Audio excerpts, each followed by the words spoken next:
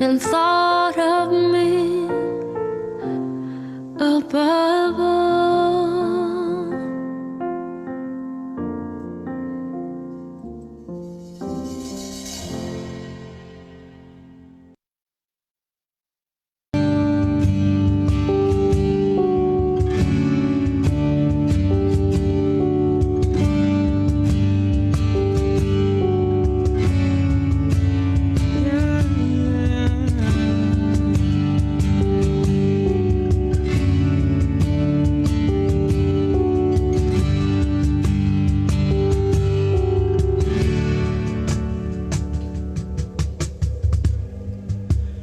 Kekuatan di jiwaku, ketenangan batinku, ada dalam hadiratmu, ku menyembahmu.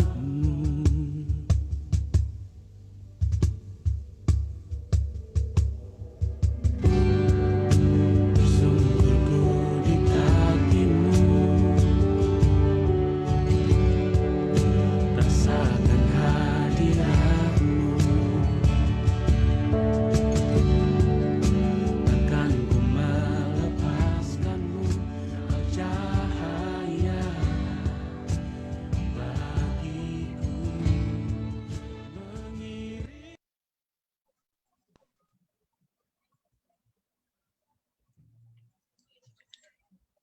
Baik, selamat malam saudara-saudara kekasih dalam Tuhan. Sebentar lagi kita akan memulai ibadah Health Revival. Untuk itu, sebagai pengumuman, dimohon kepada seluruh partisipan agar dapat menggunakan nama asli di tampilan layar, kemudian membuka kamera, dan memute speaker, kecuali yang bertugas.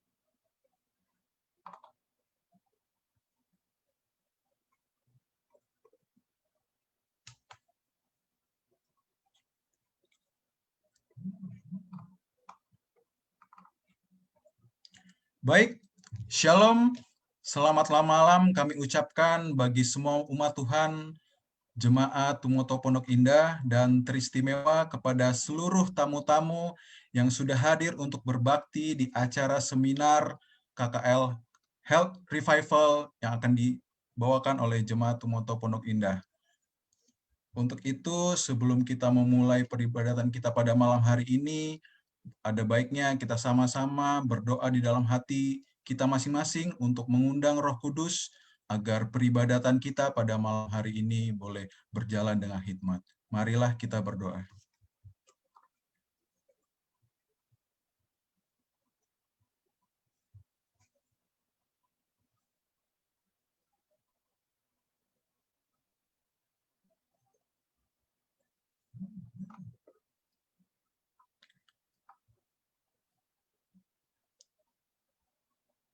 Sebelum kita memulai acara, ada beberapa informasi yang perlu kami sampaikan. Pembicara kita selama acara Health Revival ini adalah Sir Frederick Waworuntu, yang pada malam hari ini akan membawakan topik yang berjudul Kegemukan Ibu dari Berbagai Penyakit Degeneratif. Bagi saudara-saudara yang ingin menyaksikan acara ini namun tidak memiliki aplikasi Zoom, saudara-saudara dapat menyaksikan melalui live streaming acara Health Revival yang ada di Facebook yang tertera di screen @tumoto Pondok Indah. Saudara-saudara bisa menyaksikan live di Facebook resmi Jemaat Tumoto Pondok Indah. Dan pengumuman selanjutnya adalah bagi saudara-saudara yang ingin memberikan pertanyaan, saudara-saudari dapat mengetik pertanyaan di kolom chat atau bisa langsung private chat ke akun yang bernama admin pertanyaan ya. Jadi di dalam partisipan ada akun bernama admin pertanyaan. Saudara-saudari yang ingin bertanya dapat menyampaikan atau mengetik langsung pertanyaan ke akun admin pertanyaan atau juga bisa melalui via WhatsApp ke nomor 0819 90 49 2897. Seluruh pertanyaan akan kami tampung dan akan dijawab pada hari terakhir penyelenggaraan Health Revival di tanggal 12, yaitu tepat pada Sabat sore di acara PA. Untuk itu kami tetap mengundang kepada seluruh jemaat dan juga kepada seluruh tamu-tamu untuk hadir di setiap acara Health Revival kami ini. Baik, sebagai pembuka acara ini, marilah kita sama-sama menyanyikan lagu buka kita melalui lagu Sion nomor 447, Baik Berharap Pada Yesus, yang akan dipimpin oleh Praise Team.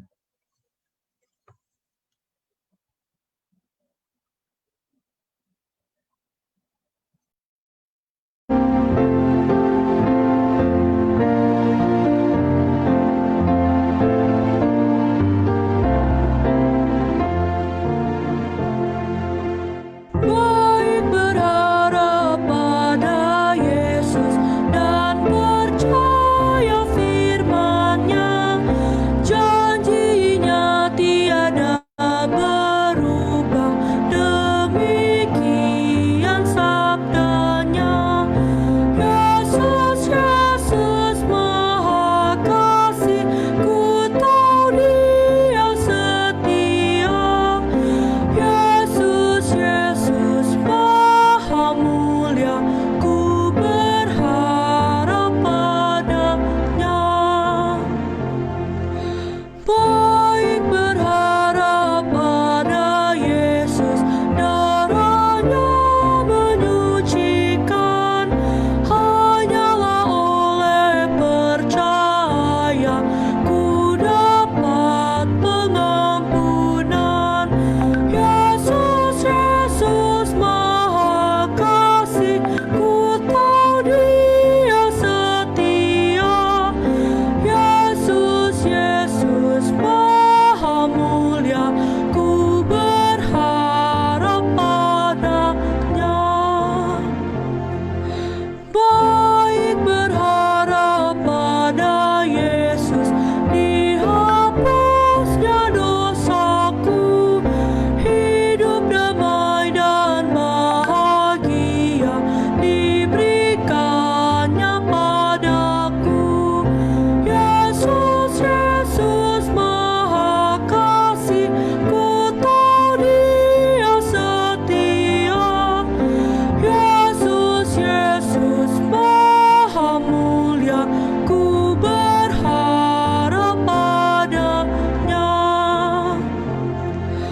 Aku senang telah berharap pada Engkau ya Tuhan. Engkau sahabat yang tetap serta aku selamanya. Yesus, Yesus Maha Kasih, ku tahu Dia setia. Yesus, Yesus Maha Mulia, ku berharap padanya. Sebagai doa buka akan dibawakan oleh Samuel Tumbelaka. Mari kita bersatu dalam doa. Bapa kami surga, terima kasih Tuhan telah menyertai kami Tuhan sepanjang hari Tuhan dalam melakukan kegiatan kami Tuhan masing-masing Tuhan. Telah memberkati kami Tuhan sepanjang hari Tuhan. Tuhan, sekarang kita memasuki hadis Tuhan, kami akan mendengarkan sapamu Tuhan yang dibawakan oleh Tuhan, kiranya Engkau memberkati dia Tuhan, supaya apa yang disampaikan Tuhan akan menjadi berkat bagi kita semua Tuhan. Tuhan, ampuni juga dosa kami Tuhan yang kami lakukan Tuhan, dalam waktu Yesus kami berdoa mengucap syukur. Amin. Amin. Terima kasih Sambal Kubelaka. Baik, saudara-saudara yang kasih dalam Tuhan, seperti kita pernah mendengar pepatah mengatakan tak kenal maka tak sayang. Oleh karena itu, pada kesempatan ini kita akan memperkenalkan siapakah pembicara kita yang akan menjadi pembicara dalam rangkaian KKR Health Revival. Pada kesempatan ini kami persilakan kepada Ketua Jemaat Tumoto Pondok Indah, Bapak Ludi Paat, untuk memperkenalkan pembicara kita. Kami persilakan.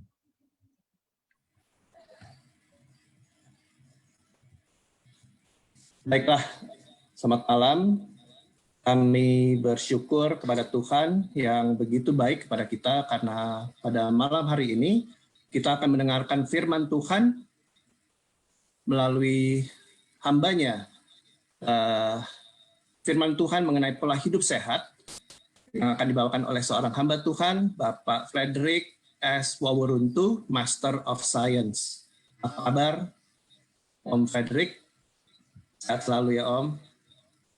Saya akan bacakan sedikit mengenai profil lengkap beliau. Bapak Frederick S. Waworuntu mengambil pendidikan terakhir S2 di bidang Naturopathic Medicine atau Phytochemical dan Herbal Medicine di Belanda dan Molecular Nutrition di United Kingdom. Dan sejak tahun 2004 sampai saat ini, beliau memberi konsultasi kesehatan holistik alamiah dan seminar pola hidup sehat kodrati alamiah di radio-radio, di berbagai komunitas, di perusahaan-perusahaan di beberapa kota besar di Indonesia. Dan juga Bapak Frederick adalah pembicara kesehatan di berbagai gereja-gereja Masehi Advent Hari ke-7 dan juga KKR di Uni Indonesia kawasan Timur maupun juga Barat. Dan juga beliau sebagai pembicara kesehatan di gereja-gereja Kristen lainnya, seperti di GPDI, GBI, dan gereja Kristen lainnya di hampir seluruh kota besar Indonesia. Beliau juga adalah penganjur yang mempopulerkan istilah detox, terapi jus, dan pola hidup sehat untuk tetap sehat, energik, dan produktif. Dan pada tahun 2006 yang lampau, bersama dengan CMC Jakarta, membidani lahirnya komunitas hidup sehat alamiah melalui program Detox Camp New Start dan Klub Sehat. Pada tahun 2007, dia mendirikan tempat observasi pola hidup sehat Wellness Gracia New Start di Kampung Sawah, Bekasi. Dan juga di tahun 2009 bersama dengan Dr. Ruben Supit, beliau mendirikan tempat penyembuhan holistik alamiah Wellness Eden Way di Waru Kapas, Minahasa Utara, Manado, yang kemudian menjadi tempat pelatihan misionaris medis di Uni Timur. Dan bersama Yayasan Jalan Eden Waru Kapas memberikan pelatihan meramu herbal medicine kepada masyarakat di desa-desa di Minahasa Utara. Yang kemudian ada desa yang terpilih menjadi juara 2 desa herbal tingkat nasional pada tahun 2016. Pada tahun 2011 bersama Dr. Ruben Supit juga dan saudara-saudara dari Malang mendirikan Yayasan Healing Way di Purwodadi, Jawa Timur sebagai sekolah misionaris medis di Uni Barat. Dan sejak 2018 sampai sekarang telah diundang selama 3 kali untuk memberikan seminar lifestyle medicine di beberapa negara, di 5 negara bagian di Amerika, dan juga keanggotaannya sekarang tercatat di Gereja Masehi Advent Hari ke-7 Jemaat Cibinong, Bogor. Dan pada saat ini Bapak Frederick Waworuntu sedang berada di Manado, Sulawesi Utara. Demikian profil singkat mengenai pembicara KKR kita selama 1 minggu ke depan ini. Biarlah pelayanan Pak Frederick dapat menjadi berkat bagi kami, Jemaat Tumoto Pondok Indah, maupun juga para tamu-tamu yang hadir selama KKR ini. Amin. Tuhan berkati pelayanan Pak Frederick dan keluarga. Amin. Terima kasih kepada Bapak Ketua Jemaat Ludi Paat yang sudah memperkenalkan pembicara kita. Selanjutnya, marilah kita sama-sama menyanyikan lagu tema kita melalui lagu Sion nomor 224, Apa Kita Hidup Dekat Yesus, yang akan dipimpin oleh Prestim.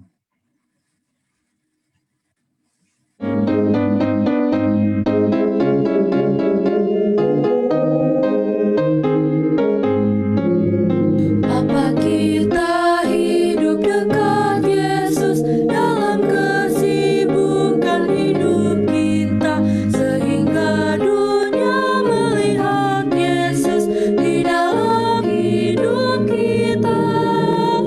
Apa dunia lihat Yesus dalam aku, engkau juga, dalam kasih-Mu itu, dalam bakti hidupmu.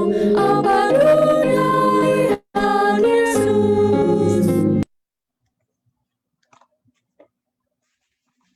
Amin. Baiklah, saudara-saudariku yang kekasih dalam Tuhan, sebentar lagi kita akan memasuki dan mendengarkan pekabaran firman Tuhan melalui seminar kesehatan yang akan dibawakan oleh Sir Frederick Wauruntu. Namun kembali kami informasikan bahwasannya setelah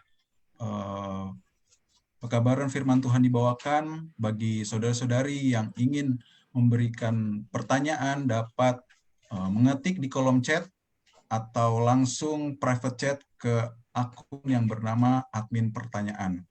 Nanti seluruh pertanyaan Anda selama Senin sampai Jumat akan kami tampung dan akan dijawab pada akhir acara, yaitu pada tanggal 12, tepat di Sabat sore di acara PA yang akan dibawakan oleh Jemaat Umum Pondok Indah. Untuk itu, marilah kita sambut Sir Frederick Wauruntu untuk menyampaikan pekabaran firman Tuhan melalui seminar kesehatan. Waktu dan tempat kami persilahkan. Selamat malam, Bapak, Ibu, Saudara-saudari, peserta webinar dan KKR Revival Kesehatan dari Gereja Masih Advent Hari ke-7 Jemaat TPI dan para tamu serta undangan yang sudah hadir pada malam hari ini. Baiklah, kita akan mulai. Pembahasan pada malam hari ini adalah tentang kegemukan ibu dari berbagai penyakit degeneratif.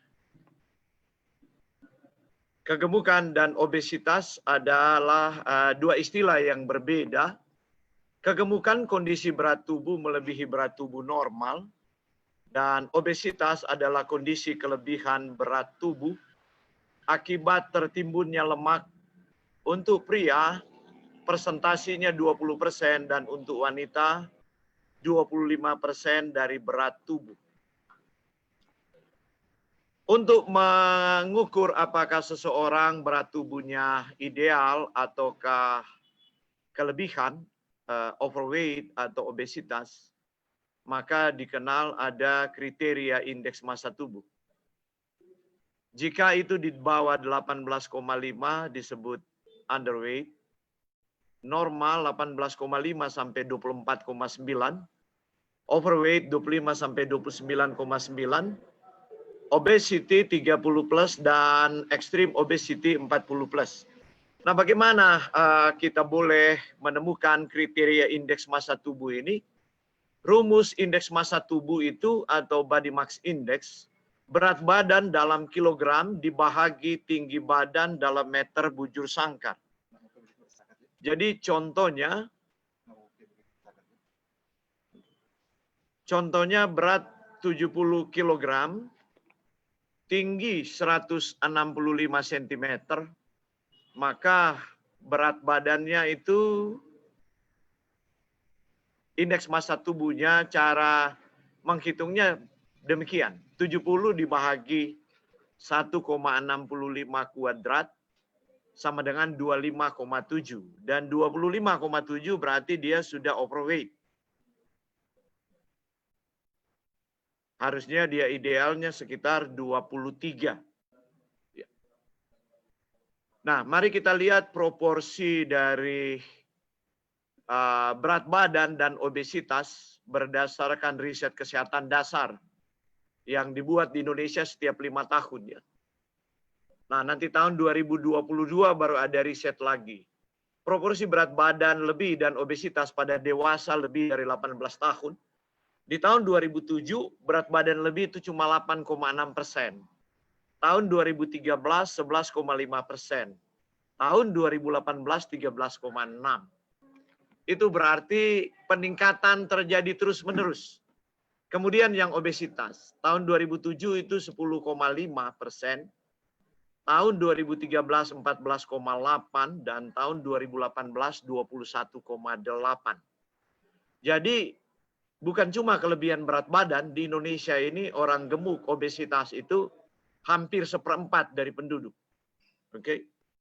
Nah, mari kita lihat obesitas sentral atau yang disebut perut buncit yang sangat berbahaya. Pada umur di atas 15 tahun dari tahun 2007 ke 2018. 2007 hanya 18,8, 2013 menjadi 26,6, dan 2018 menjadi 31%. Nah, indikator lingkar perut berdasarkan WHO Asia Pasifik 2005, pria itu lebih besar sama dengan 90 cm. Jadi Anda ambil senti kira-kira lebih besar 90 cm.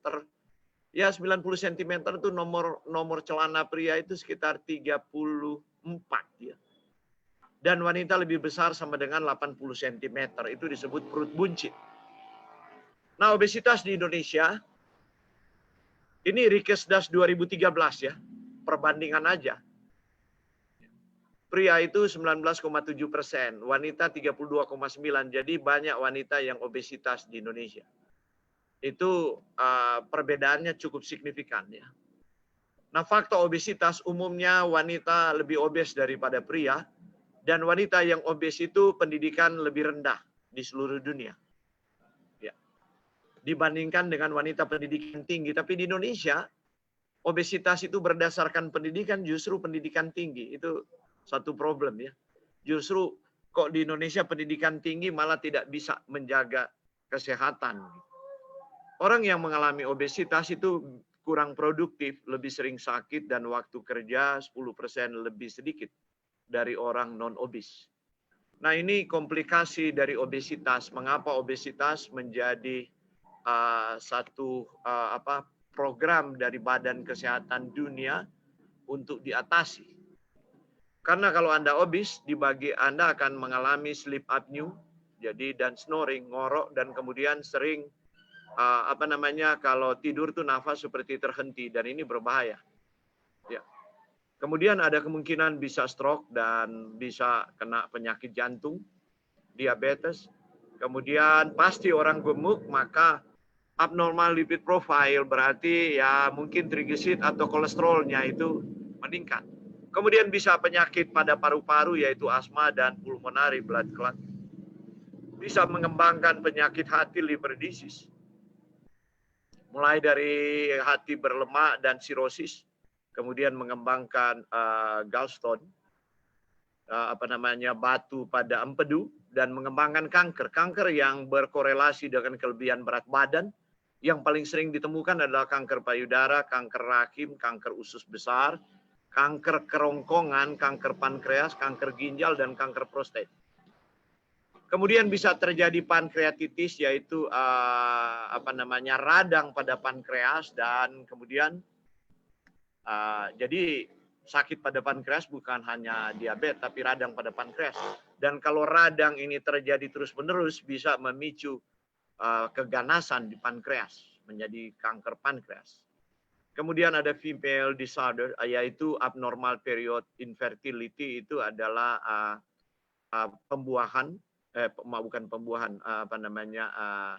kesuburan dari wanita itu menjadi tidak normal. Wanita gemuk rata-rata punya problem dengan siklus menstruasinya dan masalah dengan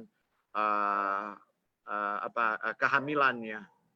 Kemudian dapat menyebabkan arthritis, itu penyakit radang pada sendi, dan inflamed vein, dan sering dengan ada blood clot, ada bekuan darah pada pembuluh darah balik.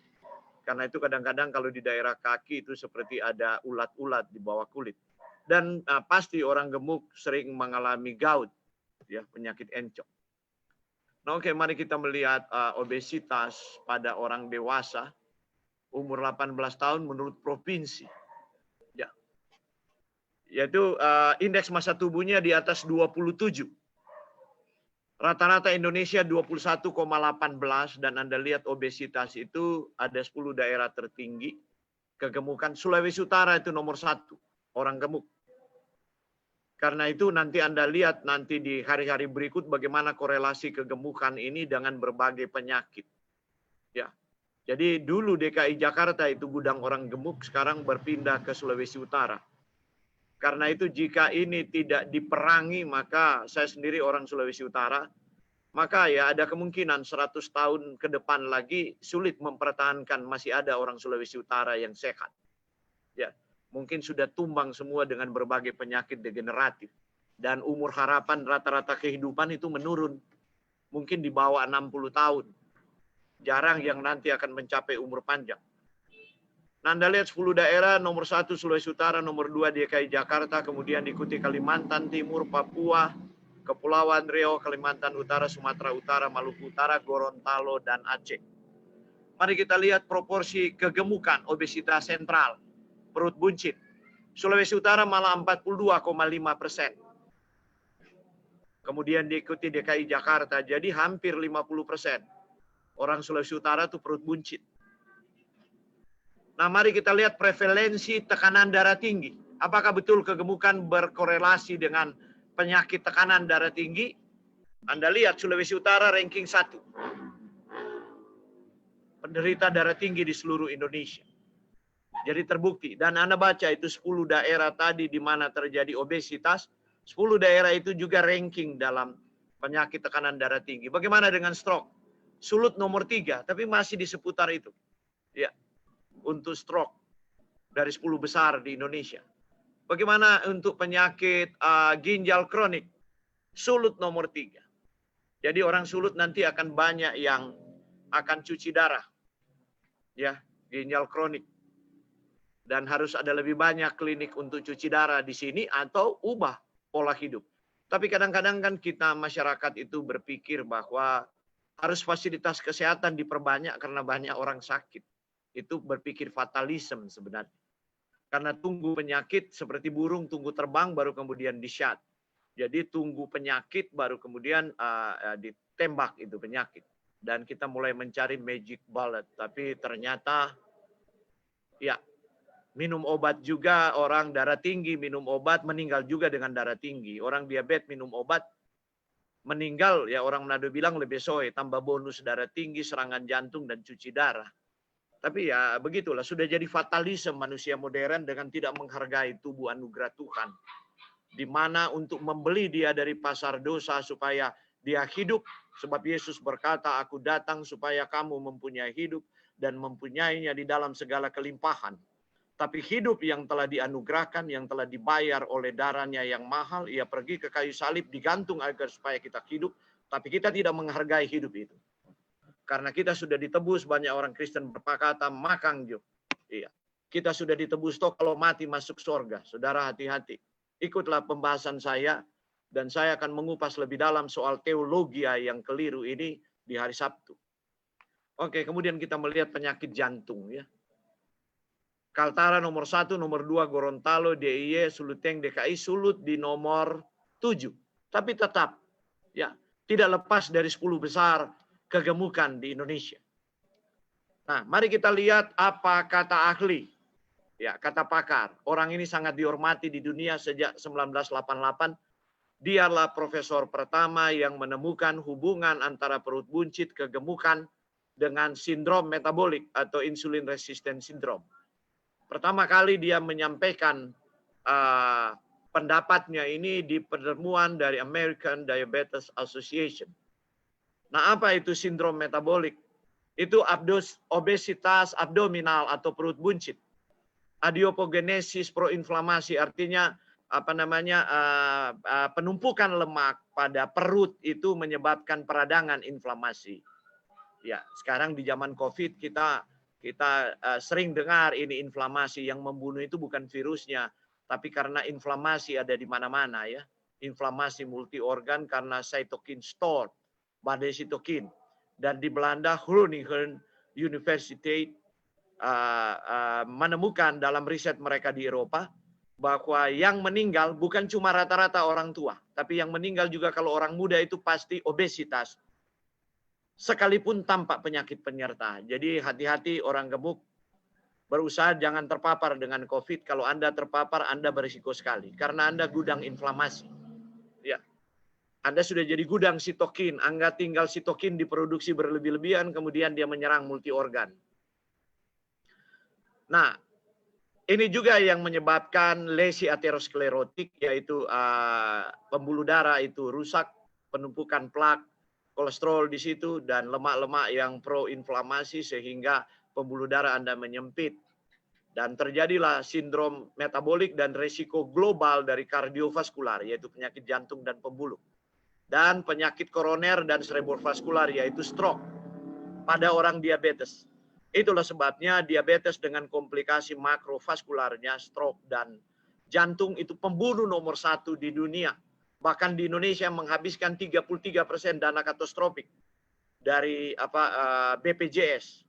Nanti saya akan tampilkan waktu saya membahas, mungkin ada materi diabetes yang akan saya bahas, dan Anda akan lihat prediksi-prediksi yang dibuat para ahli dunia tentang diabetes di Indonesia. Dan Anda akan kaget.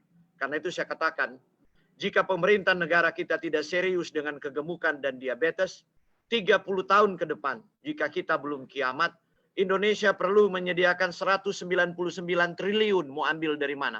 Hanya untuk intervensi orang diabetes, hanya untuk beri BPJS untuk orang diabetes. Gila kali ya.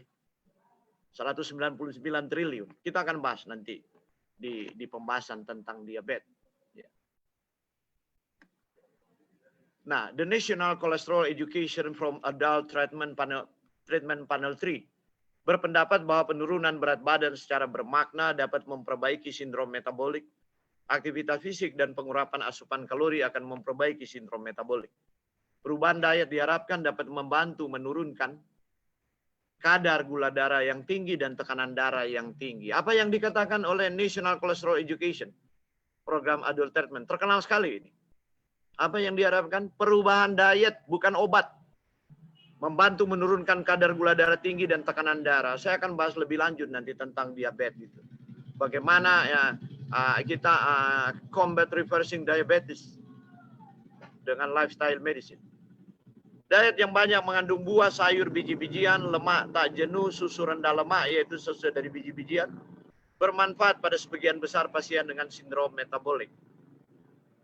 Ini penyebab kegemukan. Pertama, orang makan berlebihan dan tidak makan pagi. Yang berikut, orang makan tergesa-gesa dan makan di antara waktu makan atau ngemil. Yang kelima, makan tidak teratur. Jarak di antara dua waktu makan terlalu singkat atau terlalu lama. Yang keenam, mengkonsumsi makanan sampah, junk food.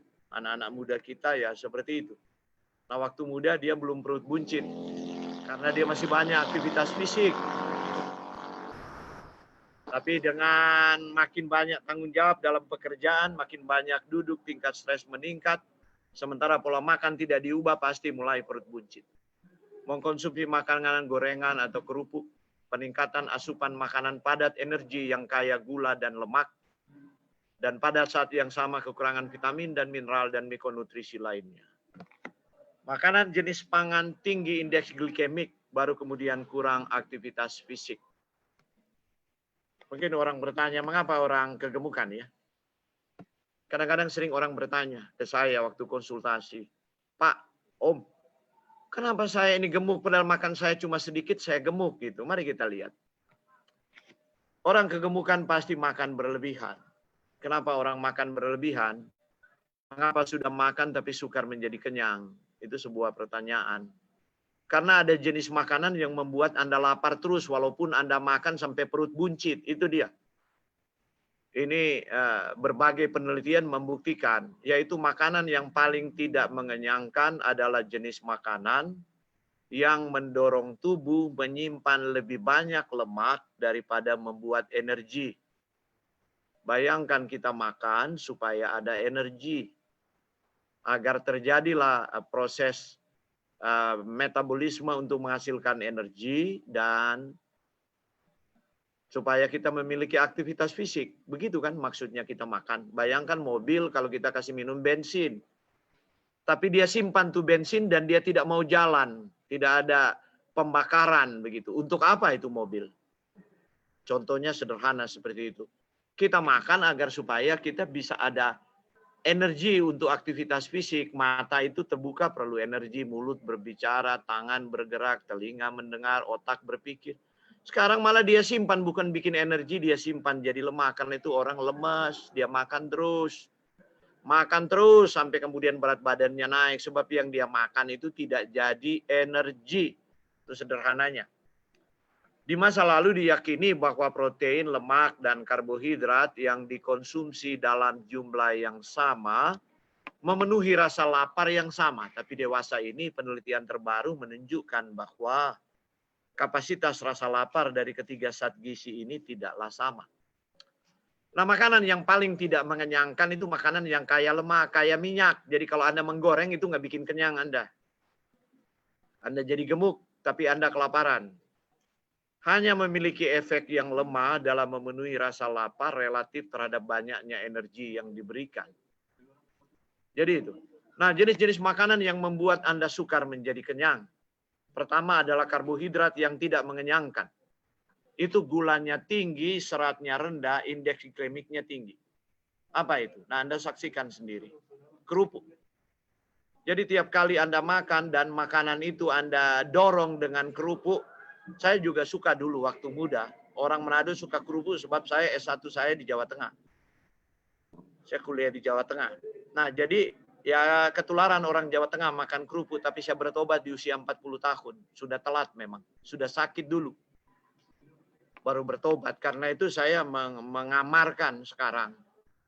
Iya, sebab secara moral saya berhutang karena tahu bahwa itu salah dan saya harus memberitahukan. Karbohidrat yang tidak mengenyangkan, gula tinggi, serat rendah, dan indeks glikemik tinggi. Ya ini dia. Goreng-gorengan yang paling top bagi anak muda kita. Nah, yang jadi persoalan adalah setelah anak itu kecanduan dari kecil, dia sukar bertobat setelah dia besar. Jadi kalau orang tuanya tidak pernah makan seperti ini, orang tuanya umur lanjut, anaknya mulai menuai sakit di umur 30. 35 mungkin sudah pra-stroke, ada umur 40. Jadi kalau ibunya mencapai 70 tahun, umur 55 anak itu ibunya yang kebumikan. Jadi mungkin terlalu sengak saya berkata demikian, tapi banyak yang akan terjadi demikian. Ini dia, karbohidrat yang tidak mengenyangkan anak-anak kita biasakan dengan makan ini. Ya mungkin kalau 1-2 kali tidak berpengaruh, tapi bagaimana kalau dia seminggu 3-4 kali? Apalagi tinggal mall sudah jadi rumahnya gitu loh. Pulang sekolah mampir mall, sore-sore jalan-jalan ke mall. Ya kita harus bersyukur kepada Tuhan, walaupun pandemi ini adalah rencana setan memang. Sebab tulisan pena inspirasi mengatakan bahwa virus ini deadly thing, noda yang mematikan yang dilemparkan oleh setan ke udara di akhir zaman sebelum masa kesukaran. Ya, tapi itu bukan topik pembahasan saya ya. Tapi kita bersyukur kepada Tuhan kenapa dalam providensianya, God's providence, dia mengizinkan ini. Supaya orang lebih tinggal di rumah dan kemudian mengolah makanannya sendiri gitu. Untuk makanan sehat. Apalagi seperti ini. Gula semua. Ya memang diabetes mungkin belum terjadi di usia 40 walaupun sekarang sudah beberapa. Mungkin ada 10%. Malah usia 30 sudah mulai pradiabetes. Nanti kita membahas diabetes dan saya akan buka semua fakta dan data diabetes. Karena ya ini, dulu kita jarang ada begini, tapi sekarang anak-anak kita seperti ini yang kita manjakan kepada mereka supaya mereka tidak ketinggalan zaman. Dan dosa-dosa yang tidak pernah diakui ini akan diperhitungkan kelak dalam penghakiman bahwa orang tua telah merusak Ka'bah Roh Kudus dari anak-anak mereka karena telah mendidik anak-anak mereka dengan makanan seperti itu. Kalau Anda orang Kristen yang saleh, Anda tahu bahwa Yesus adalah imam besar di bilik yang maha suci. Dan rohnya sementara dia menjadi pengantara, ya, menjadi imam besar untuk menerima syafaat kita, maka rohnya bekerja di atas dunia, di dalam diri umat tebusannya, yang menjadi Ka'bah Roh Kudus tubuhnya. Dan Ka'bah itu yang kita rusakkan tiap hari, memang tidak langsung mati dalam 1-2 hari, tapi nanti mungkin ya setelah 20 tahun di umur 45 kemudian itu rusak. Oke, mari kita lanjutkan. Ya, ini juga karbohidrat yang tidak mengenyangkan, nasi putih. Tuhan buatkan nasi itu bukan beras putih.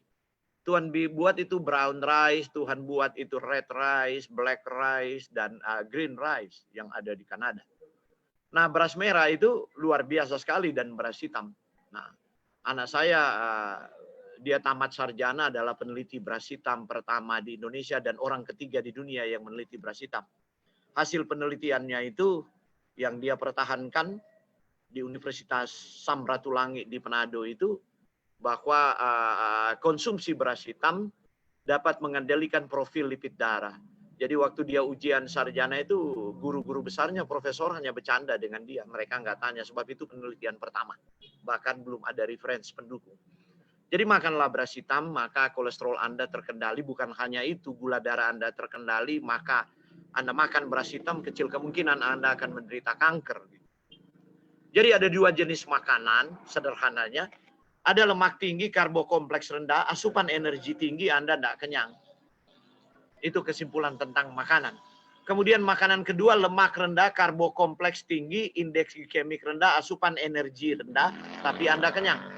Oleh karena itu orang gemuk yang datang konsultasi dengan saya untuk mengatur pola nutrisinya, mereka kaget-kaget kadang-kadang, Om, loh berat badan saya turun Om, luar biasa, 5 kilo, 8 kilo, 12 kilo dalam 1 bulan, tapi kok nggak lemas Om, terus nggak lapar gitu loh, kok energi nggak tahu datang dari mana, saya lebih fit gitu loh. Ini kuncinya gitu, karena saya memahami molecular nutrition. Nah, efek dari asupan gula fruktosa yang berlebihan, jadi ini dia juga dosa pada masa modern ini. Ya, fruktosa itu gula buah. Tapi kemudian diekstrak, dijadi high fructose corn syrup dan dikasih di minuman-minuman manis itu. Itu gula putih yang jernih sekali dalam bentuk cair. Kalau Anda minum jus, Anda minum kopi, minum teh di restoran, Anda makan apapun itu ditaruh. Dan itu dikonsumsi. Nah, ini fruktosa. Nah, terus buah-buah manis seperti durian, seperti lengkeng, seperti cempedak, ya, mangga aru manis. Ya, ada orang sudah jadi vegetarian tapi kemudian serangan jantung juga hobi makan mangga aru manis. Sekali musim itu bisa 1 hari bisa 10 sampai 15 dimakan karena enak benar. Nah, fruktosa ini membodohi metabolisme Anda dengan mematikan sistem kendali nafsu makan tubuh Anda. Maka dia gagal merangsang insulin. Gagal menekan grelin, hormon kelaparan. Jadi dia membuat Anda lapar terus padahal energinya luar biasa. Kemudian gagal menstimulasi leptin, hormon kenyang. Menyebabkan Anda akan makan lebih banyak dan mengembangkan resistensi insulin yang mengarah kepada diabetes, dan di Indonesia resistensi insulin itu mengerikan. Bahkan Perkeni, Perhimpunan Dokter Diabetes Mellitus itu, ya, ada 4 profesor sekarang di Indonesia ke sana kemari untuk mengkampanyekan itu, bergerak aktif, change lifestyle dan makan. Makanan yang indeks glikemik rendah, atur Anda punya gizi. Ya. Obat belakangan gitu loh. Kalau dulu orang yang penting makan aja, yang penting minum ini obatnya, dan masyarakat dididik secara salah. Seperti itu. Bagaimana menurunkan berat tubuh secara alami tanpa rasa lapar? Yaitu mengkonsumsi pangan ber-IG rendah karena tidak perlu menahan rasa lapar.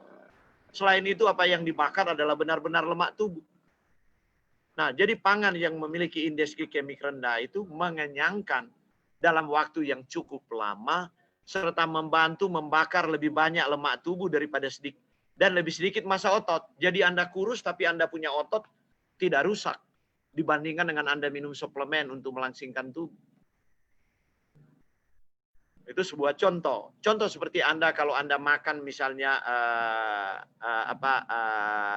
keladi umpamanya, seperti orang Papua, Anda makan ubi jalar, Anda makan yam itu di Papua banyak, atau Anda makan sagu, hanya makan sedikit udah kenyang. Karena itu orang Papua, orang Maluku slim-slim. Nah, orang Minahasa dia harus kerja di kobong pece, bahasa Manado. Harus kerja di sawah baru dia slim. Sebab makannya nasi. Kalau dulu nenek moyang orang Minahasa makan nasi beras merah. atau brown rice. Sekarang anak-anaknya makan beras putih, orang tuanya kerja keras makan nasi yang indeks glikemiknya rendah. Anak-anaknya sekarang dia macul pakai tangan di atas touch komputer dan di atas HP gitu loh. Olahraganya mungkin cuma mulut dan duduk di tempat duduk, itulah yang mengembangkan obesitas. Nah, sekarang ada diet yang aneh oleh para pakar-pakar diet yang saya pikir mereka aneh juga ya. Kenapa aneh? Sebab kalau mereka mengerti ilmu-ilmu dasar di ilmu-ilmu biokimia, ilmu-ilmu dasar fisiologi, nggak ada itu diet itu sebenarnya. Nah, mereka menyalahkan karbohidrat untuk penambahan berat badan dan obesitas. Telah disarankan selama beberapa tahun belakangan ini. Karena itu mereka memotong, tidak boleh no carb, no carb. Anda lihat kemudian di-share di Facebook, di WA, di Instagram, dan orang disuruh makan lemak, keto diet. Betul, dia kempes. Cepat dia turun. Karena tidak ada karbohidrat. Tapi kemudian ini, impair.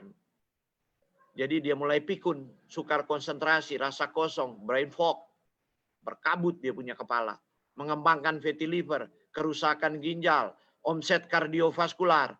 Jadi buat apa Anda kempes, Anda kurus, tapi Anda mati cepat dengan penyakit degeneratif? Kalau cuma mau cepat kurus, gampang. Kadang-kadang saya bercanda, datang aja ke saya, cuma 2.000 perak ongkosnya. Saya beli plester dan tampal di mulut. Tapi bukan itu sebenarnya. Jadi orang harus belajar untuk mengenal. Bayangkan kalau kita menafikan karbohidrat, no carb, seperti suka di-share-share, di-like, di YouTube, dan sebagainya. Nggak tahu dari planet mana itu ilmu nutrisi itu. Anda bandingkan aja di alam. Tuhan suruh makan buah-buahan, biji-bijian, polong-polongan. Itu semua sumber karbohidrat. Jadi Anda lebih percaya Tuhan atau lebih percaya nutrisionis keblinger itu, yang sebenarnya kalau diuji sains itu salah, tapi ya orang lebih suka. Mari kita buktikan apa yang Tuhan buat. Contoh kulit ari, contoh beras ya. Beras, Anda lihat anatomi sebutir beras itu. Kulit ari beras atau bekatul itu lapisan yang menyelimuti biji tepat di bawah kulit terluar atau sekam. Bagian yang kaya dengan serat dan kandungan vitamin B kompleks dan mineral. Kemudian endosperm adalah bagian yang lembut terdapat di pusat biji. Bagian ini kaya zat pati atau starch dan protein. Jadi Anda lihat bahwa yang kita makan itu endosperm, itu cuma zat pati dan protein. Itulah karbohidrat sederhana. Indeks glikemiknya tinggi dan itu menaikkan gula darah cepat dan itu yang mempromot kegemukan. Seperti itu.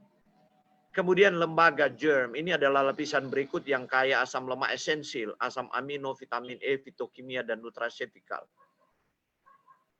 Bayangkan itu patah, karena itu beras kalau digiling disebut broken rice. Dia patah itu ujungnya, padahal di situ daya perkecambahannya Tuhan simpan itu seperti gamma orisinol pada beras merah, anti kolesterol. Pada beras hitam itu proantosianidin dan lain-lain, anti kanker, anti kolesterol, anti diabetes. Tapi kita buang, kita kasih ke ternak. Jadi kalau sapi dan ayam bisa bercerita mengenai kecerdasan manusia dan kemudian mereka jadi bodoh, wah itu akan jadi sebuah cerita dongeng seperti itu ya.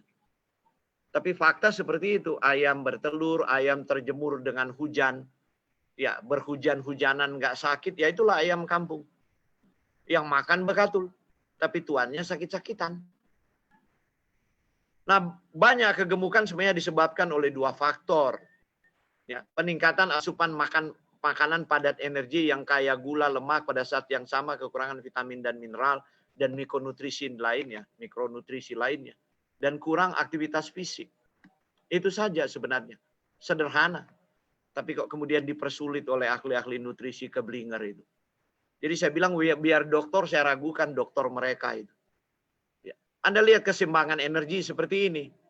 Keseimbangan energi itu energy in, yaitu eat, dan energy out, exercise. Itu hukum termodinamika. Ya. Mengkonsumsi lebih banyak kalori daripada yang Anda keluarkan, Anda akan bertambah berat. Itu tidak perlu Anda studi, itu sudah logis.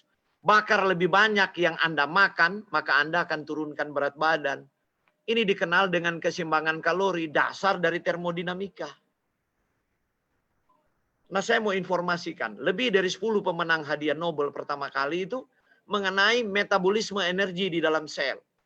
Penemuan mereka. Kok itu ditinggalkan, itu sains itu. Yang telah dimulai dari tahun awal-awal 1900-an itu memenangkan hadiah Nobel. Cuma karena dokter-dokter keblinger itu supaya dikenal dan sebagainya. Karena itu publikasi mereka nggak ada di jurnal. Cuma ada di Facebook, ada di WA, ada di Instagram. Dan masalahnya masyarakat kita itu terdidik dari situ. Belajar dari iklan. Cara yang efektif untuk merasa kenyang. Kurangi asupan makanan berlemak tinggi, misalnya goreng-gorengan. Bukan membatasi asupan pangan tinggi karbohidrat kompleks. Misalnya umbi-umbian, biji-bijian yang memiliki kulit ari. Otomatis asupan lemak akan berkurang. Begitu Tuhan atur, kita punya selera gitu. Ya. Lihat orang kampung. Yang jauh misalnya dari pohon kelapa dan tidak bisa bikin minyak. Seperti itu. Mereka makan umbi-umbian seperti itu. Mereka terpuaskan, jarang makan gorengan. Tapi orang kota yang senang makan cake, nastar, kastengel, goreng-gorengan, es krim. Waduh, nggak bisa dia makan nasi beras merah. Tuh nggak bisa dia telan. Apalagi beras hitam. Apalagi makan umbi-umbian. Nggak bisa. Itu hukum selera yang Tuhan bikin. Penelitian yang dilakukan di Sydney University membuktikan bahwa makanan yang paling mengenyangkan adalah pangan yang karbohidrat kompleks. Jadi apa yang perlu Anda lakukan? Saya sederhanakan saja. Yang perlu Anda lakukan adalah makan lebih banyak. Makanan yang rendah kalori, padat nutrisi. Ini adalah poin kunci untuk menurunkan kalori. Jadi ini dia sederhananya. Kombinasikan makanan alami untuk mendapatkan indeks glikemik rendah. Ini yang biji-bijian Tuhan bikin. Kita kenal beras merah, beras hitam. Ya, orang Kanada ada flaxseed di sana. Ada chia seed orang Indian. Ada quinoa yang sekarang masuk ke Indonesia.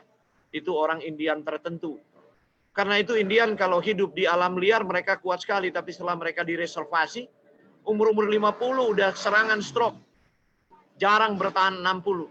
Jadi pinter, jadi cerdas. Berkebudayaan seperti orang bule tapi mati tumbang. Orang tuanya di alam liar hidup di gua-gua batu. Di pedalaman tuh masih umur panjang. Kombinasikan makanan alami. Ini indeks glikemiknya. Jadi walaupun ubi jalar itu manis, tapi dia ada serat larut di situ yang menahan gula darah. Berbeda dengan singkong. Kalau Anda mau langsing ya jangan makan singkong, itu padat kalori dia. Kombinasikan makanan alami, indeks glikemik rendah. Anda lihat sayur-sayuran, Anda kombinasikan. Ya, ini ada fitokimia untuk menolong mengendalikan gula darah. Kombinasikan makanan alami. Ya. Nah, karbohidrat ini dimusuhi. Padahal itu penting untuk mengoptimalkan latihan intensitas tinggi dan meningkatkan kinerja. Itulah kenapa Tuhan suruh makan biji-bijian, Tuhan suruh makan polong-polongan, Tuhan suruh makan sereal, Tuhan suruh makan buah-buahan. Sejadi Eden karena sumber karbohidrat. Agar supaya ada kapasitas otot itu untuk intensitas tinggi, kinerja tinggi. Jadi di zaman dulu itu manusia itu jalan kaki. Dia kerja potong kayu di hutan, dia kerja macul, jadi dia sit up terus. Nah, kalau kita lihat di uji coba pada atlet ya, kadar tinggi katekolamin di dalam darah dikaitkan dengan stres yang meningkat. Disebabkan dari reaksi psikologis, dari lingkungan atau kadar gula darah rendah. Jadi kalau atlet itu mau latihan stamina, kemudian dikasih karbohidrat dia kurang, dan kita kasih lemak sama atlet itu sudah terbukti. Mereka cek semua bahkan pemenang-pemenang memecahkan rekor-rekor dunia. Maka itu katekolamin meningkat. Waktu dia meningkat langsung pusing dia. Membanjir di otak, nggak bisa berpikir langsung dia punya otak brain fog gitu. Bagaimana kalau dia sementara lari? Langsung pingsan dia. Nah ini jurnal-jurnal saya sertakan di sini sebab mungkin di sini ada dokter dan ini. Influence of high and low carbohydrate diet following glycogen depleting exercise on heart rate variability and plasma catecholamine. Oke, Junar berikut Anda lihat. Jadi kesimpulannya, jenis makanan yang kita masukkan ke dalam tubuh menentukan apa yang akan dibakar dan yang disimpan sebagai lemak tubuh. Kalau Anda makan cuma disimpan-simpan jadi lemak, untuk apa? Padahal kita makan itu supaya kita ada energi. Nah, ini dia manfaat penurunan berat badan. 5-10%, maka terjadi peningkatan HDL 5 poin. Problem dari masyarakat modern adalah sudah minum obat kolesterol, setengah mati mau turun itu LDL, tapi HDL tuh turun lebih dulu. Karena apa? Tingkat stres tinggi, kurang berolahraga, dan hobi makan lemak, apalagi trans fat. Karena itu penyakit jantung dan pembunuh nomor 1 di dunia. Seakan-akan dunia ini terkutuk untuk mati dengan jantung. Dan kalau sudah tua orang jadi fatalism, ya layaklah kalau mati dengan jantung. Bahkan pendeta-pendeta sudah melayakkan itu, dan di khotbah itu pendeta-pendeta berbohong katakan bahwa Tuhan sudah panggil. Padahal yang panggil penyakit jantung. Nanti saya sertakan lebih banyak ayat untuk membuktikan itu. Bahwa tidak semua kematian itu rencana Tuhan. Nah, penurunan triglycerid 40 mg per desiliter, penurunan HbA1c ini 0,5, padahal sulit sekali di Indonesia. Problem terburuk diabetes di Indonesia. Di negara lain dikendalikan A1C itu, HbA1c itu di bawah 7. Tapi di Indonesia 9,2, paling tinggi di seluruh dunia. Itu laporan WHO. Karena itu dampak makrovaskular dan mikrovaskular yang menghabiskan dana BPJS itu luar biasa. Nah, penurunan tekanan darah 5 mm Hg memperbaiki sleep apnea dan penurunan peradangan pada sel-sel tubuh Anda.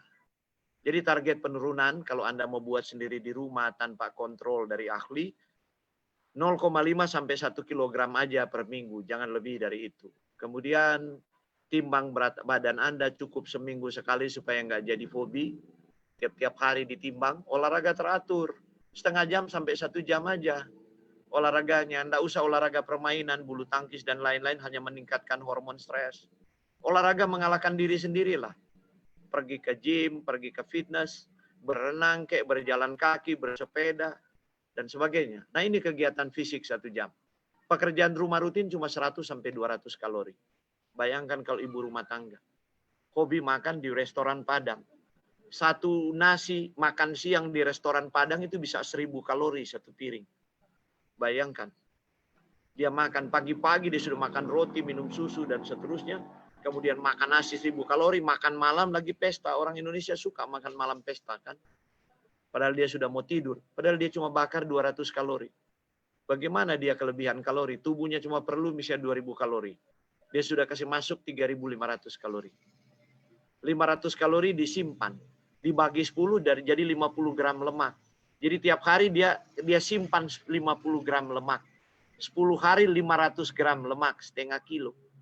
20 hari tambah 1 kilo. Hitung aja 360 hari bagi 20. 1 tahun berapa besar dia tambah di berat badan. Sederhana sebenarnya. Nggak usah diperumit itu. Batasi gula, garam, dan lemak. Oke. Jadi itu langkah-langkah yang bisa Anda buat. Tentu kalau lemaknya sudah berubah dan fatnya sulit dibakar, harus dipercepat metabolisme dengan satu protokol nutrisi. Nah, itu Anda harus berkonsultasi secara teknis. Oke, saya mau akhiri webinar pada malam hari ini. Mau mengajak kita merenungkan 1 ayat ini. Kita selalu berdoa. Yang doa satu-satunya yang pernah diajarkan oleh Tuhan Yesus. Dan di doa yang sangat singkat itu dikasih masuk frasa ini. Banyak orang tidak bertanya. Berikanlah kami pada hari ini makanan kami yang secukupnya. Padahal sederhana sekali teologianya. Yesus tahu bahwa dosa masuk ke dalam sejarah manusia karena Adam dan Hawa makan. Itu kejatuhan. Dan Yesus tahu di akhir zaman, maka seperti pada zaman Nuh, orang makan dan minum. Ini dosa mengenai makanan selera. Maka Tuhan titip ini frasa ini di dalam doa Bapa kami.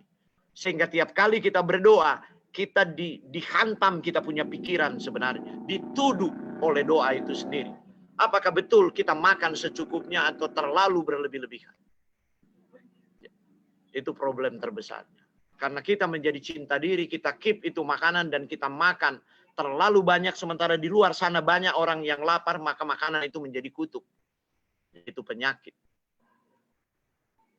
Baru kemudian Anda perhatikan ayatnya Matius 6 ayat 11. Ayat 25b. Mengapa ayat ini dikasih masuk? Bukankah hidup itu lebih penting dari makanan? Apa Yesus mau bilang? Apakah kita tidak perlu makan? Bukan. Tapi kurang cukup rupanya itu doa yang Yesus ajarkan. Ini kata-kata Yesus semua. Tapi Yesus perlu masukkan frasa ini. Ada banyak orang menganggap bahwa hidupnya hanya untuk makan. Tapi Yesus mau katakan bahwa hidup itu lebih penting dari makanan. Jadi kalau kita membunuh diri dengan makanan, kita mengambil kehidupan yang jadi anugerahnya. Kita tidak bisa klaim asuransi kepada dokter Yesus. Karena itu kita berdoa Rabu malam, kita berdoa Vesper, kita berdoa Sabat, kita berdoa hari Minggu, kita berdoa tiap hari, minta kesembuhan. Tidak pernah sembuh dari penyakit. Ini tidak pernah direnungkan oleh orang Kristen. Ya. Dan saya juga seperti itu dulu, sebelum diterangi. Karena konyol pada dogma gitu. Yang penting berdoa dan bersyukur, yang penting hati gembira. Sekarang ada lebih konyol lagi, mungkin datang dari planet Pluto. Seminar di sana sini. Walaupun itu dokter, 85% penyakit itu karena stres, emosi. Yang penting hati gembira, makanan tidak mempengaruhi, gaya hidup tidak mempengaruhi. Saya bilang saya hormati dia dokter atau dia profesor, tapi sayang dia sudah baca. Dia sudah ketinggalan referensi 40 tahun yang dia percayai dogma. Bukan riset ilmiah, gitu loh. Jadi dia sebenarnya ilmuwan ketinggalan, gitu. Sains itu sudah dikuburkan lama, gitu. PBB aja katakan ada 4 penyakit lifestyle disease yang membunuh orang di dunia, 71%. Riset tahun 2018 di seluruh dunia. Itu ada 4 faktor. Itu penyakit pembunuh jantung, jadi kardiovaskular, kemudian stroke, diabetes, kanker. Mati dengan itu 71% kematian di seluruh dunia. Mati dengan itu dan penyebabnya. Report dari seluruh dunia. Kemudian di-pool dalam systematic review. Dibaca oleh tim ahli lebih dari 2.000. Dari berbagai bagian dunia dan disetujui. 4 faktor berkontribusi. Yaitu alkohol dan merokok. Kemudian gaya hidup. Kemudian kurang aktivitas fisik dan kegemukan. Itu prediktornya. Nah bagaimana kalau orang tidak pakai alkohol lagi dan tidak merokok? Berarti prediktornya adalah diet yang salah. Kurang aktivitas fisik sehingga dia kelebihan berat badan. Jadi, saudara, kita harus sungguh-sungguh dengan rendah hati sebagai orang Kristen yang percaya bahwa kita telah ditebus dan harganya lunas dibayar, bahwa Yesus begitu mengasihi kita, dan dia tahu bahwa dosa terbesar di akhir zaman adalah makan minum. Tuhan tidak melarang makan dan minum, tapi konotasi makan minum di nubuatan itu, Matius pasal 24, yaitu dunia sekarang, the obese world, dunia yang kegemukan bukan kekurangan nutrisi, kelebihan nutrisi, dan itulah menyebabkan penyakit. Seandainya orang Kristen betul-betul setia dengan doa Bapa kami yang sering didoakan pada doa syafaat, dan kemudian dia mengerti ayat ini bahwa hidup itu lebih penting dari makanan, maka sebenarnya lebih mudah untuk tetap jadi produktif, energik, dan langsing. Jadi jangan melangsing itu jadi mode. Untuk melangsingkan dengan berbagai cara yang merusak kesehatan. Habis langsing, tidak produktif, kelelahan kronis, penyakit kronik, kemudian mati. Jadi yang diutama adalah apakah diet itu membuat Anda produktif? Apakah diet yang Anda konsumsi itu membuat Anda energik? Kemudian itu mempengaruhi juga Anda punya kestabilan emosi sebab diet mempengaruhi itu. Ya, orang jadi pemarah atau orang jadi lebih tahan terhadap tekanan, diet mempengaruhi. Ujung-ujungnya kalau semua baik itu nanti berat badan itu akan menjadi normal. Tuhan memberkati kita. Mari kita berdoa. Bapa di dalam kerajaan sorga, kami datang merendahkan diri di hadapan hadirat-Mu Tuhan. Menyadari kekurangan pengetahuan kami kesengajaan, kebodohan yang menyebabkan kami merusak tubuh anugerah yang telah Engkau tebus dengan harga putramu yang Engkau kasihi, Tuhan Yesus. Tapi malam ini ya Tuhan, melalui terang ilmu pengetahuan, sebagai bentuk kebenaran lain yang ada di alam, sebab Engkaulah yang mengizinkan para ilmuwan menemukan bekas sidik jarimu di alam. Kami menyadari ada yang salah dengan keputusan-keputusan kami di atas meja makan. Tuhan mengampuni kami. Dan bagi kami yang telah melakukan dengan cara yang benar,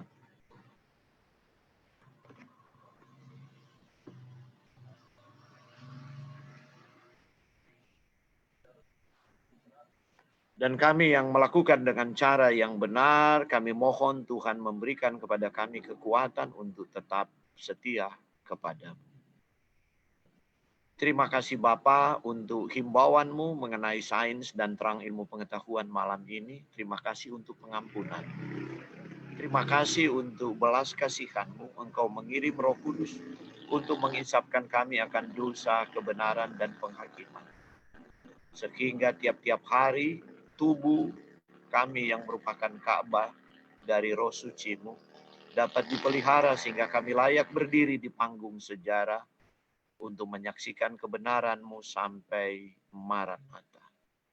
Kami berdoa di dalam nama Tuhan Yesus yang menjadi Imam Besar dan Juru Selamat kami.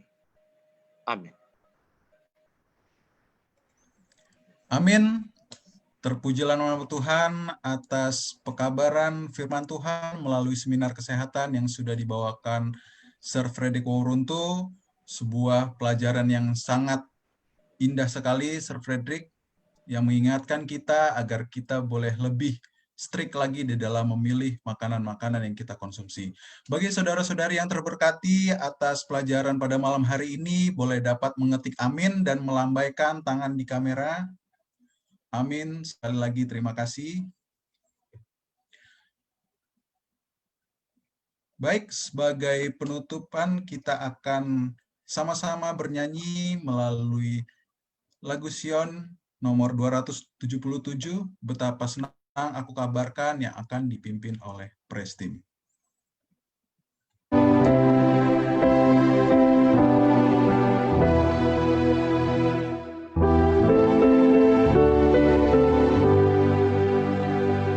Betapa senang aku kabarkan hal tebusan darah Tuhan, rahmat-Nya tak berkesudahan, jadikan aku milik-Nya.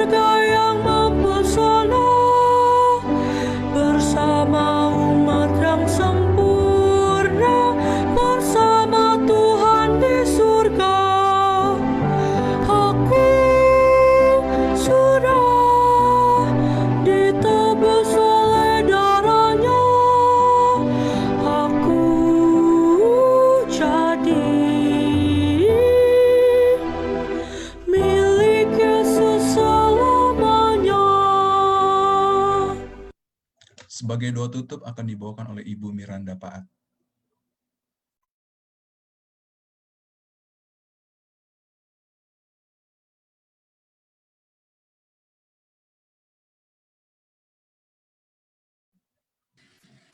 Tolong di-unmute.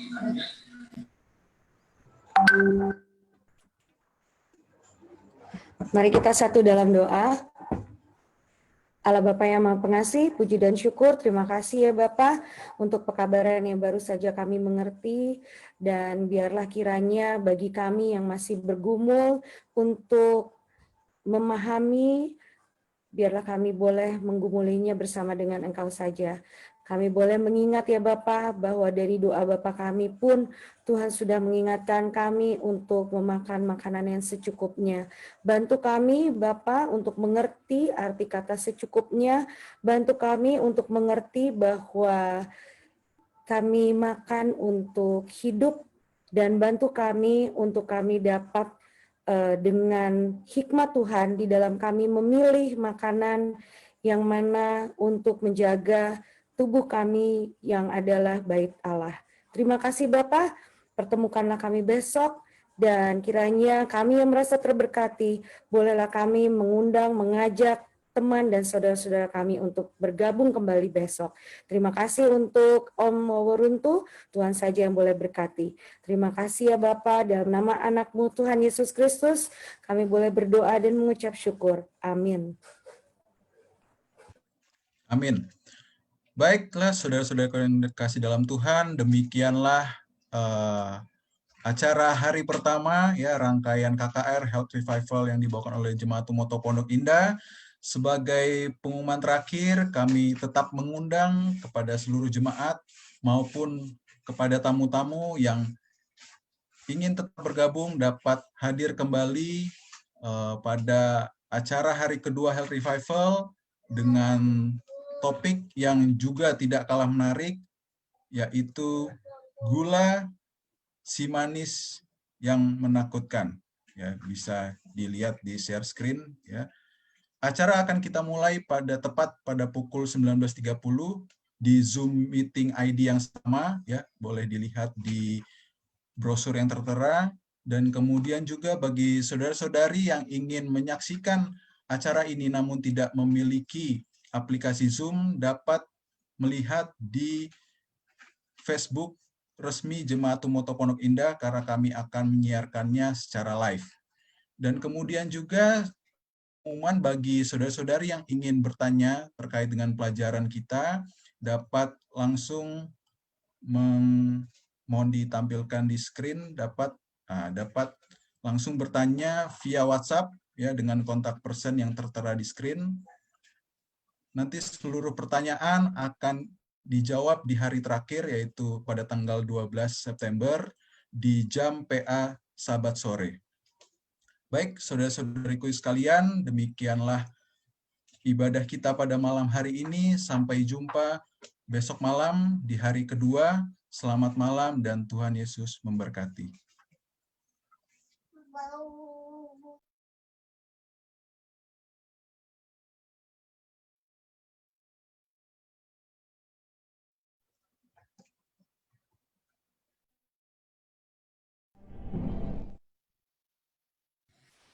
Terima kasih Om Frederick. Sampai ketemu besok lagi. Terima kasih, sampai bertemu besok. Tuhan Yesus memberkati.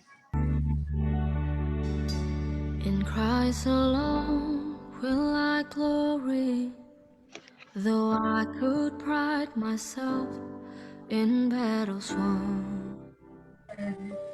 Brandon maupun panitia, kita boleh tetap di sini, mungkin bisa di kalau bisa, atau kalau tidak bisa nanti kita akan kumpul setelah yang lainnya sudah pulang. Oh, I could stop and count successes like diamonds in my hands, but those trophies could not equal to the grace by which I stand. In Christ alone I place my trust and find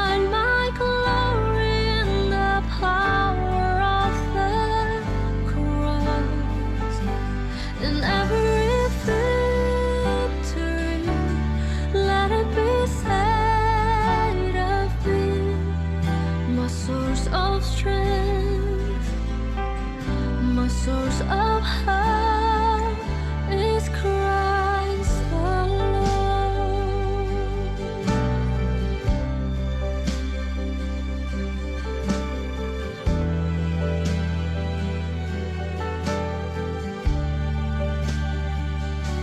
In Christ alone do I glory, for only by His grace I am redeemed. For only His tender mercy could reach beyond my weakness to my need. And now I seek no greater honor than just to know Him more, and to count my gains but losses to the glory of my Lord. In Christ alone I place my trust and find my glory in the power of the cross. In every victory, let it be said of me, my source of strength, my source of help. In Christ alone I place my trust and find my glory in the power of the cross. In every victory, let it be said of me, my source of strength, my source of help is Christ alone.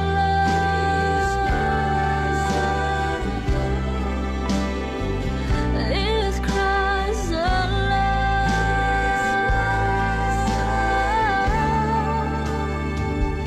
Is Christ alone.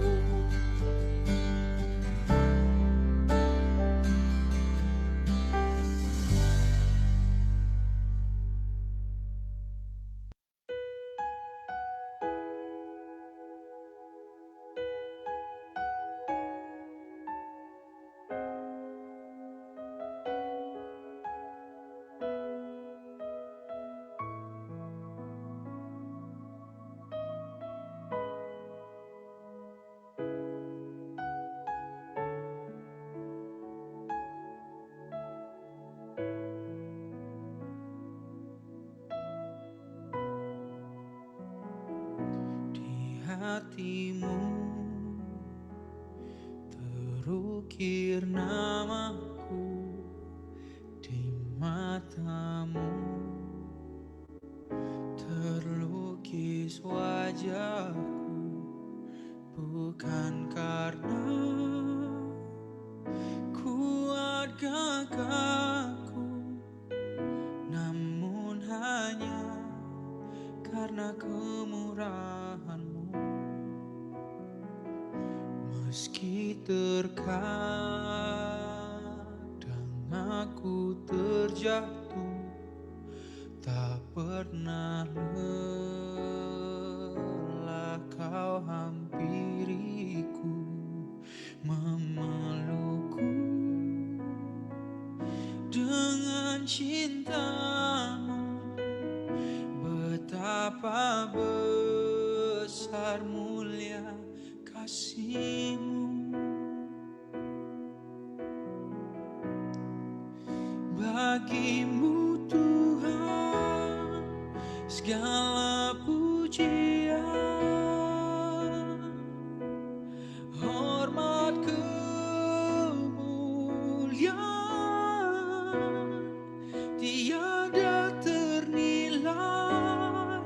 Salib-Mu Tuhan sungguh berharga. Engkau, oh Yesus.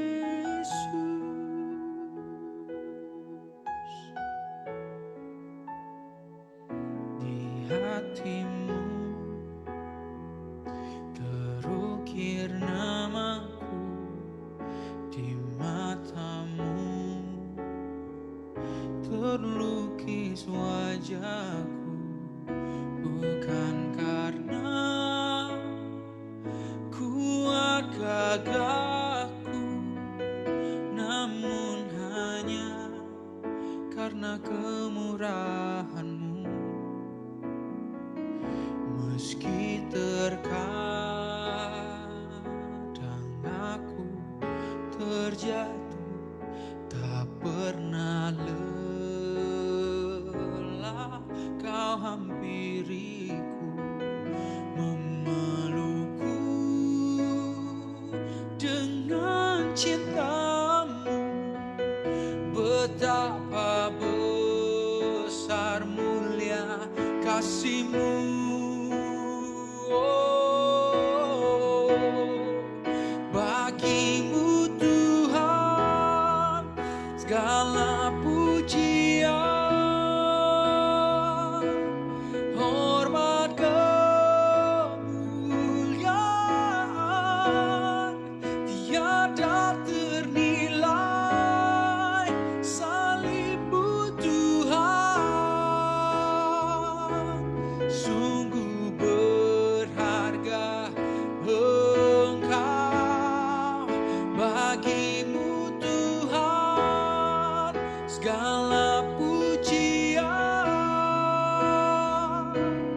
hormat, kemuliaan tiada ternilai. Salib-Mu Tuhan sungguh berharga. Engkau, oh Yesus.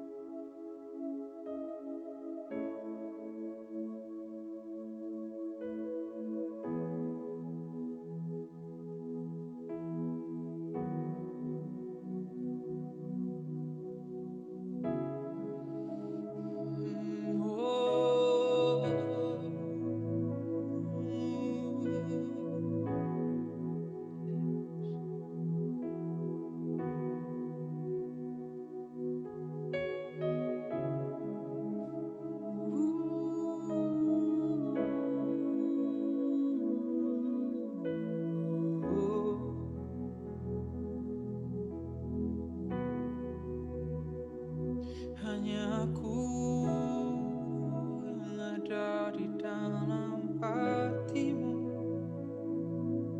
hanya Aku yang ada di dalam pikiran-Mu, hanya Aku yang begitu Kau kasihi, yang begitu Kau kasihi. Oh,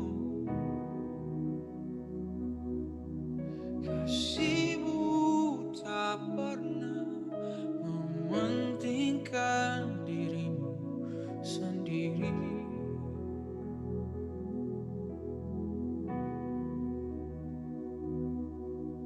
Kasih-Mu tak pernah membiarkan aku sendiri.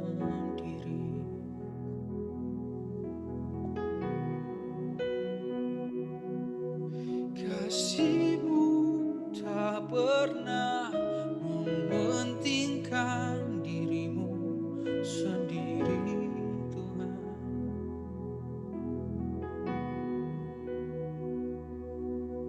Kasih-Mu tak pernah membiarkan aku sendiri. Oh, kasih-Mu tak pernah membiarkan aku sendiri.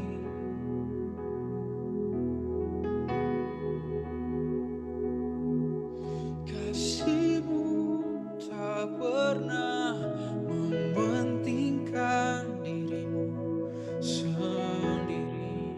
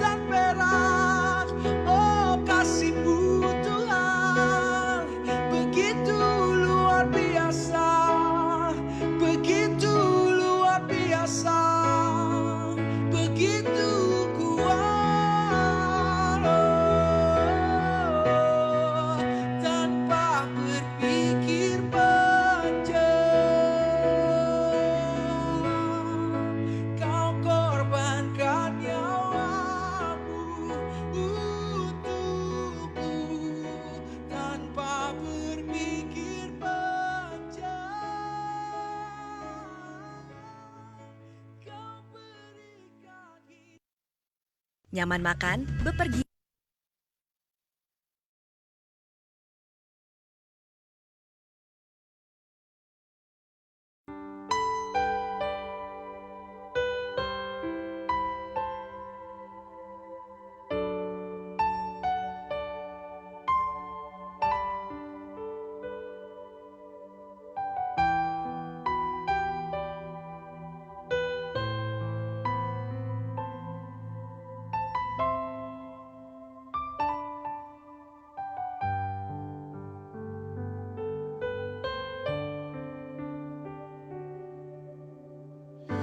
Saat ku menyembahmu, Rohmu bekerja. Saat ku memujimu, Kau bertahta di atas pujian.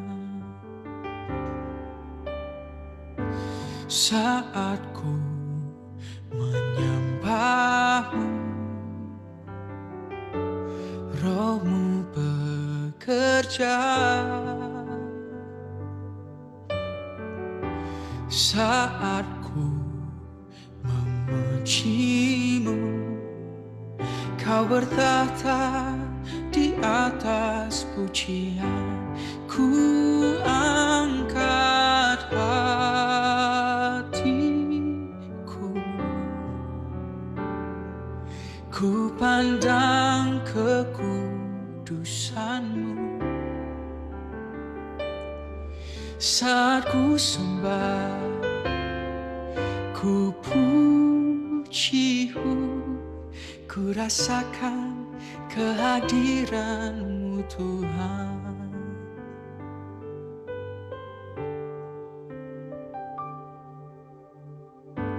Saat ku menyembah-Mu, Roh-Mu bekerja. Saat ku memuji-Mu, Kau bertahta di atas pujian. Ku angkat hatiku, ku pandang kekudusan-Mu. Saat ku sembah, ku puji-Mu, ku rasakan kehadiran-Mu Tuhan. Ku angkat hatiku, ku pandang kekudusan-Mu. Oh, saat ku sembah, ku puji-Mu, ku rasakan kehadiran-Mu Tuhan. Oh,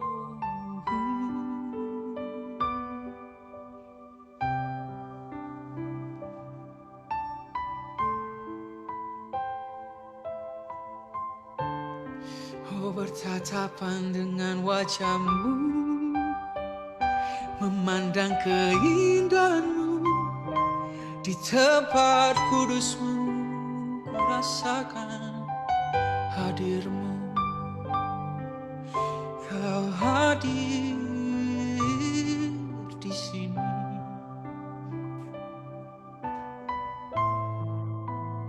Oh, di ruang maha kudus-Mu, ku sembah Kau, ku sembah Kau, ku angkat hati, ku pandang keindahan-Mu. Saat ku menatap-Mu, Kau tersenyum, ku rasakan besarnya kasih-Mu. Ku datang padamu dengan segala kelemahanku, dan ku tersungkur, ku bersyukur Kau selalu menerima diriku.